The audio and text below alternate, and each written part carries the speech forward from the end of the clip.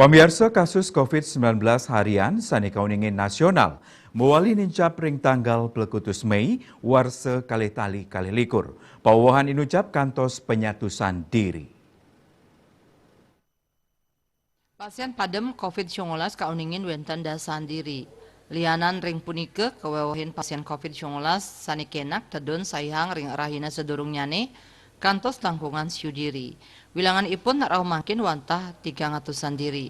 Anut saking data Kementerian Kesehatan nyinayang pawawan kasus COVID-19 wenten 317 diri, dados nyane wilangan kumulatif ipun langkungan 6 jutaan diri. Raris pasien kenak wenten 364 diri, dados nyane wilangan kumulatif ipun wenten langkungan 5 jutaan diri. Selanturnya nih pasien padem wenten 17 diri. Dadosnya nih wilangan kumulatif ipun wenten langkungan 150 diri selami pandemi ngelimbak dawag bulan Maret war sekali-tali kalidasani lintang. Asa punika taler wilangan pasien sane kantun kerawat wenten langkungan 3 talian diri miwas suspek wenten langkungan petang talian diri. Dia Dewi Bali Pos Kuningayang.